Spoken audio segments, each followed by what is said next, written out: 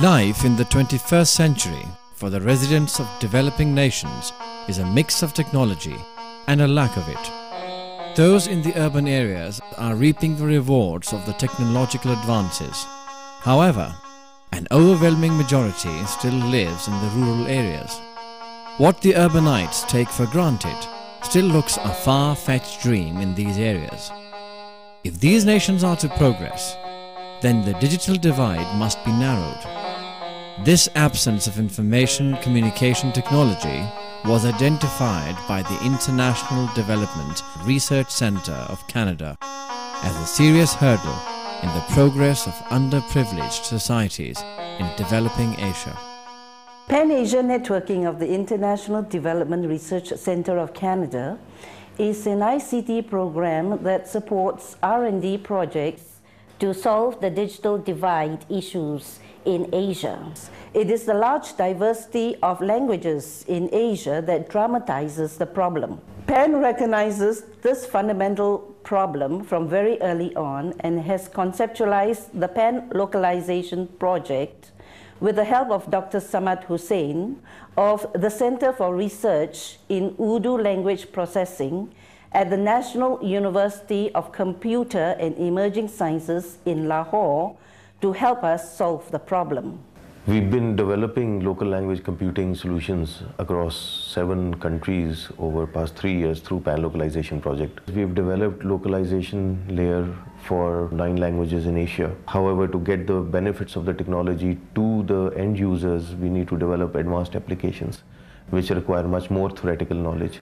Therefore, we've arranged this summer school and brought our teams to Pakistan to teach them the basic and practical knowledge which is required to build these end-user applications, which they will go back home and develop for their own languages. The summer school was the first of its kind that was being organized in Asia. The inauguration ceremony was attended by senior IT faculty and professionals from Lahore. In addition to the 42 students from Bangladesh, Bhutan, Cambodia, China, Indonesia, Laos, Mongolia, Nepal, Pakistan and Sri Lanka.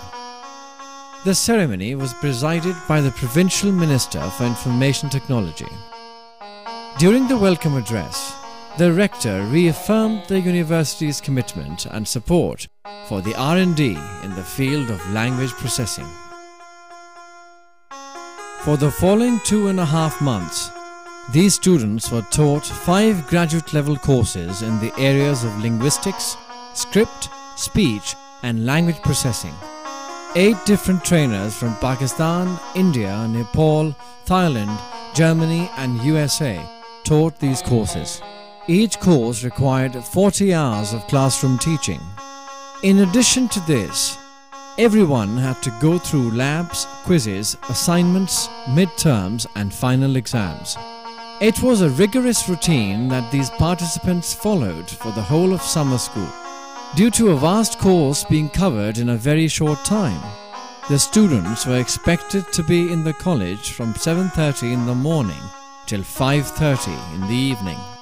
The morning half consisted of lectures and the afternoon was spent practicing the knowledge acquired earlier in the day. Although the routine was tough, its significance and importance was appreciated by the students. I knew that the course would be tough, but I didn't expect it to be too hectic. When you go back, you won't have any problem working too hard because you are already working here too hard. So you are already used to this. Now when you go back, you can maintain the same momentum. Such activity like summer school is very useful for each country because we could obtain here more theoretical background, we could obtain more experience. So I think next year such training also will be continuing. Many outings were organized to provide some reprieve to the students. These included visits to the historical places, including the salt mines. The visit to the northern areas of Pakistan was a great escape from the sweltering heat of Lahore that resulted in a spirited change in the behavior of some participants. The excursions were almost always on weekends and were really enjoyed by everyone. It was like a double strike for the students. They would have a break and get refreshed in between a very rigorous routine of studies. If there is no trip, we will feel that we are always working.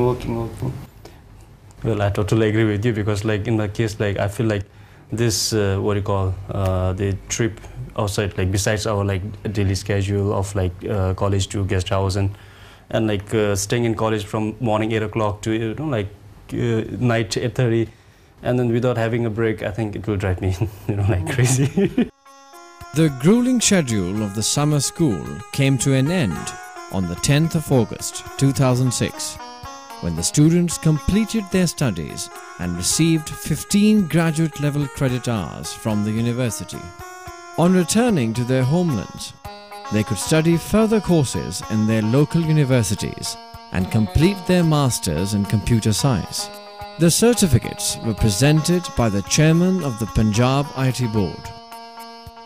I have learned so many things from this course, basically on the natural language processing, which will be very helpful for my future works on my local language.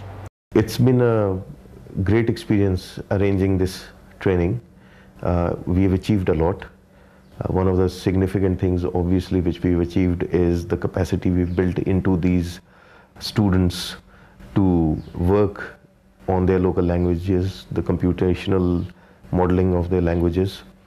One of the other significant things which we've achieved is the network which they've developed among themselves, living together for last 2.5 months. So they go back home with a lot of knowledge and, more importantly, with a lot of friends.